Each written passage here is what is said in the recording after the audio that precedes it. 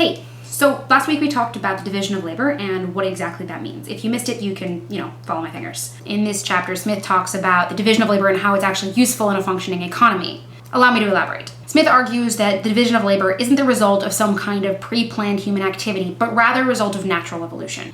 He says that evolution over time has instilled within us this propensity towards truck, barter, and exchange. Whether or not this propensity is innate or, as is more likely, born of necessity, Smith says he doesn't actually care. What he does care about is the fact that it is common amongst all men and not in any other species. As evidence for his claim, he says, look at the animals. Have you ever watched two greyhounds run down the same hare? I haven't, but if you watch them, apparently it looks like they are communicating in some way. One will turn the hare and it'll start running towards the other one, and then the other one will turn and it'll start running towards the other one. Smith argues that this is not actually communication. In fact, what this is two greyhounds who incidentally have the same passion, which is to catch the hare. He says that nobody's ever seen two animals make an exchange in such a way by saying, look, this is mine and this is yours, and if we trade, we'll both have equal benefit. Now, it is worth noting that a significant amount of research has been dedicated to disproving this claim, but as of yet, nobody really has. The closest they've come is saying that two chimpanzees will exchange a service for a good, which means that a chimp will exchange grooming for, say, a banana, but they have yet to find animals that actually exchange physical goods one for another. So if one monkey has a pile of bananas and the other monkey has a pile of apples, they haven't been able to find any place where those two monkeys will decide to trade some apples for some bananas so that they both have both. Usually when an animal wants something from another animal or from a man, that animal has to rely on begging. We've all seen dogs do this. Smith spends a lot of time in this chapter comparing man to dogs. I wonder if he was trying to say something. Either way, he says that if a dog wants something from a man or if from another animal, what that dog actually has to do is just get their attention and sort of beg. And we've all seen this. We've all seen the puppy dog eyes. They're very, very effective. But with humans, not so much.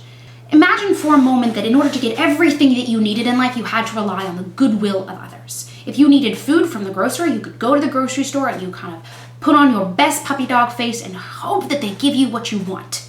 I could spend hours telling the checkout lady that I really, really need this food, but I think I'd just be better off to pay for it. I'd be saving everybody a lot of time and energy. The most successful person in the world convinces everybody around to do things for him because it's in their best interest to do so. Now, this may sound like an evil thing to do, but just think about it in terms of convincing a 10-year-old to mow the lawn. Now, I've convinced 10-year-olds to mow the lawn because it's in their own self-interest to do so. Now, this self-interest could come in the form of freshly baked cookies, or it could come in the form of a $10 bill. Or if that child were mine, it would probably come in the form of not experiencing my wrath if they don't do it. Either way, it's in their best interest to do this, and that's how I've convinced them. This is the very essence of free trade. Each one of us appealing to the self-interest of others to get what we want and what we need. We are relying on the self-interest of the butcher and the baker to want money just like they are relying on our self-interest to want food. Nobody but a beggar chooses to depend principally on the benevolence of others. And even a beggar doesn't really do that. I mean, when they get money that they receive from charity, they are using that money later to barter and trade for things that they actually need, like housing or food.